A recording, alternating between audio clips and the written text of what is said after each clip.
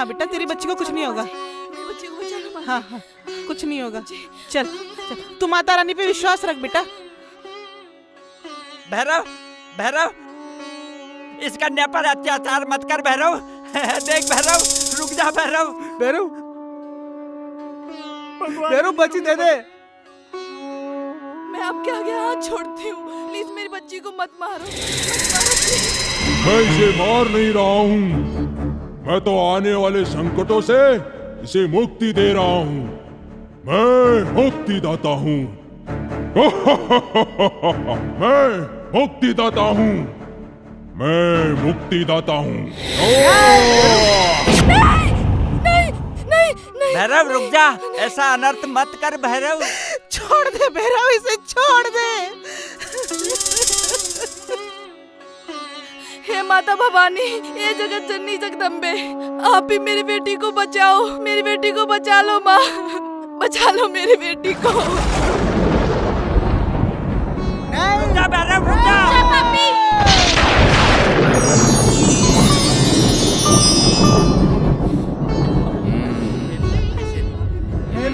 रक्षा करो भैया, इस बच्चे की जान बचा दो। हे निराधर्म दुष्ट पापी, इस नवजात निरपराध कन्या ने तेरा क्या बिगाड़ा है जो तू इसका वध करना चाहता है? छोड़ दे इसे, अन्यथा। अन्यथा? अन्यथा क्या? अन्यथा? अन्यथा तू मृत्युदंड का भागी बनेगा। मैं तेरा सर विच्छेद कर दूंगी। नहीं देवी माँ, ये मेरे पति है, इन्हें मत मारो। और ये भैरव जिसे मारना चाहता है वो इसी की बेटी है माँ। ये राक्षस तुम्हारा पति कैसे हो सकता है और ये इसकी बेटी कैसे हो सकती है? माता भवानी, आप तो अंतर्यामी हैं, आप गट-गट में वास करती हैं, आप तो सब कुछ जानती हैं माता, आप तो सब कुछ जानती हैं। हाँ, मैं सब कुछ जानती हूँ, किंतु मैं भैरव के मुख से सुनना चाहती हूँ कि भैरव, तुम इस बच्ची को क्यों मारना चाहते हो? मैं इसका वध नहीं करूं तो क्या करूं? मैं इसका ढंग से लालन पालन नहीं कर सकता, स्कूल की महंगी फीस नहीं दे सकता।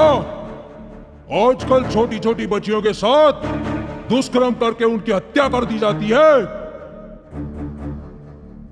मैं इसकी दुष्कर्मियों से रक्षा नहीं कर सकता।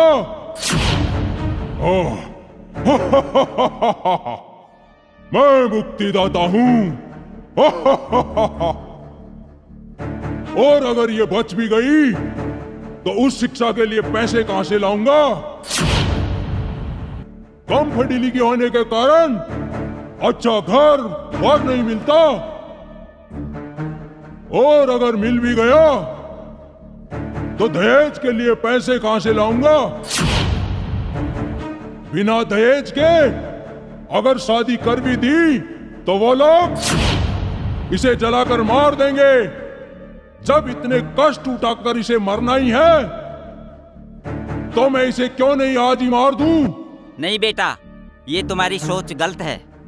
सरकार ने बेटियों के लिए शिक्षा की कई योजनाएं चला रखी है। मिडिल कक्षा तक कॉपी किताब रहना खाना सब फ्री, और उच्च शिक्षा के लिए भी सरकार ने कई योजनाएं बना रखी है। इसलिए तू शिक्षा की तो चिंता ही मत कर। भैरव, धन लक्ष्मी योजना में बच्चियों के नाम पर सरकार पैसे जमा करवाती है और उन्हें बड़े होने पर लाखों रुपए मिलते हैं। ऐसी कई संस्थाएं हैं जो बच्चियों की निःशुल्क शादियां करवाती है, और तो और वहाँ पर दहेज का कोई लेन देन नहीं होता है। बच्चियों की रक्षा करने के लिए सरकार ने बहुत सारे कानून बना रखे हैं, हेल्पलाइन और नंबर जारी कर रखे हैं। थानों में महिला पुलिसकर्मी तुरंत कार्रवाई करती है। भैरव, सरकार ने नया कानून बनाया है। 12 वर्ष तक की बच्चियों के साथ दुष्कर्म करने वाले को फांसी की सजा दी जाएगी।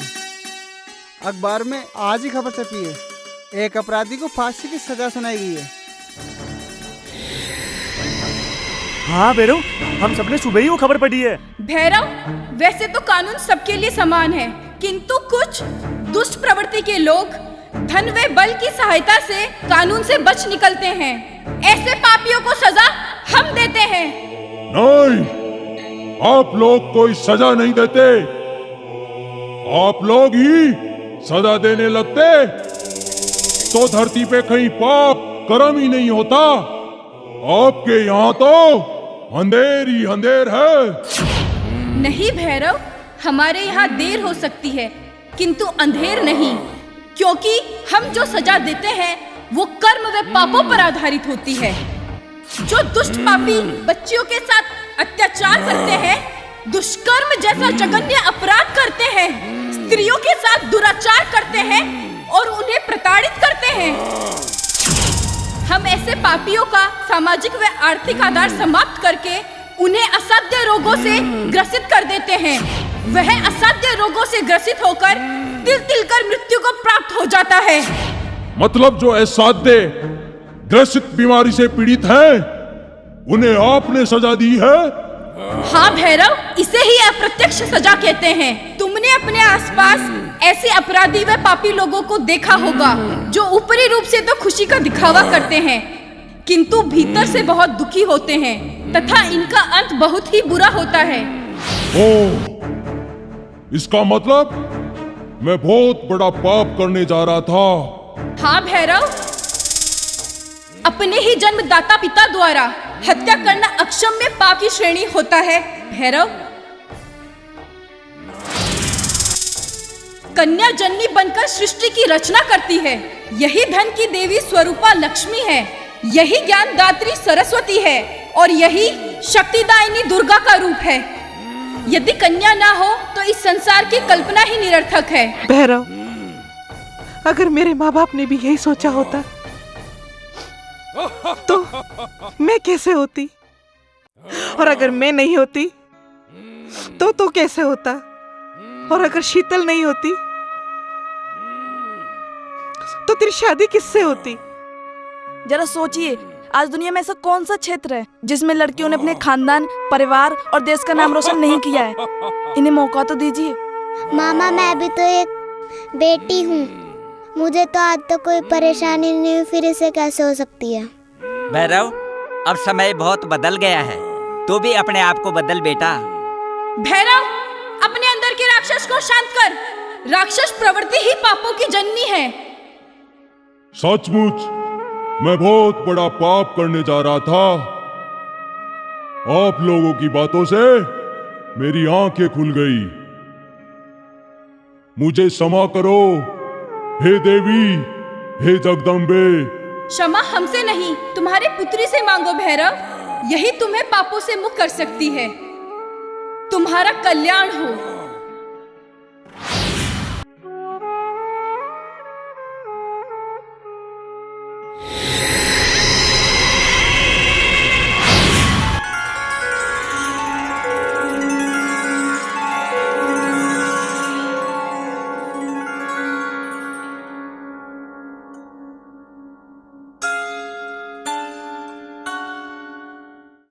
भैरव, तू ठीक हो गया? और समय रहते तेरी आंखें खुल गई और तू पाप करने से बच गया। हाँ बापू, मैं तो समय रहते समझ गया, लेकिन आप लोग कभी भी ऐसी गलती मत करना, क्योंकि बेटी तो वरदान है।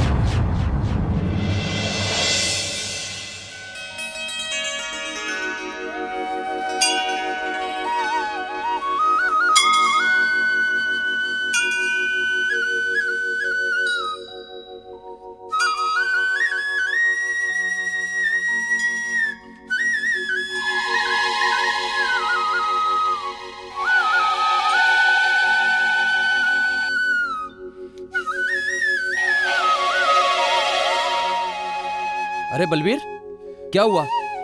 तू कैसे बैठा है?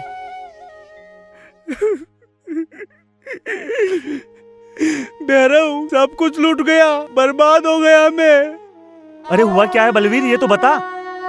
भाई, आपको तो पता है मेरे 2 बेटे हैं। हाँ पता है, तू तो उनकी बहुत बड़ाई करता है। उनकी अच्छी पढ़ाई लिखाई करवाई है और अच्छे घरों में उनकी शादियां करवाई है, और उनको पढ़ाने लिखाने और नौकरी लगवाने में तू अपना सब कुछ बेच चुका।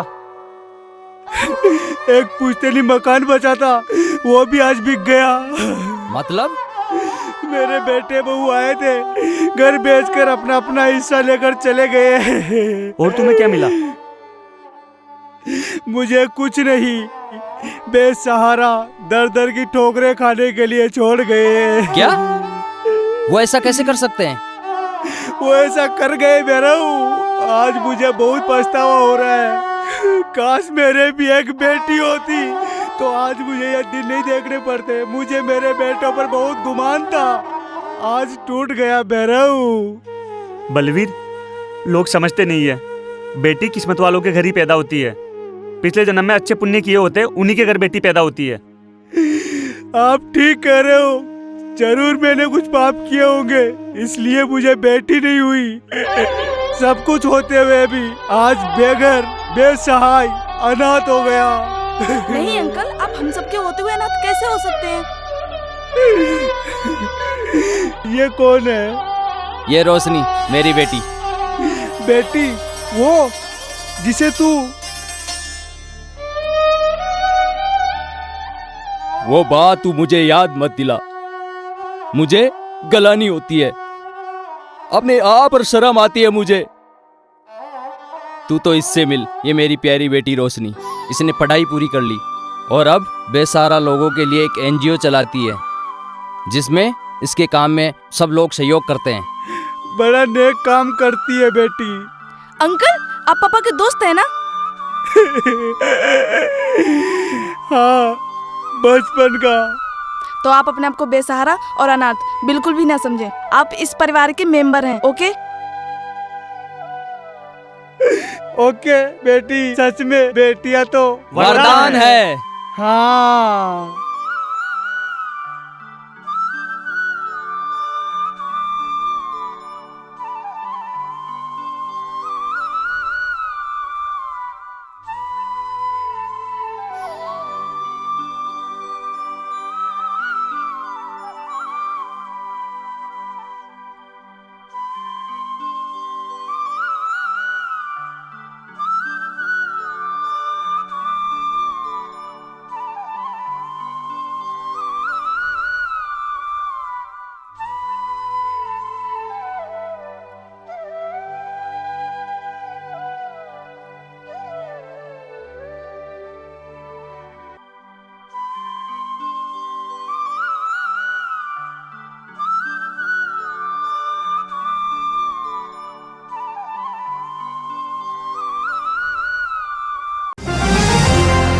Chanda Cassettes.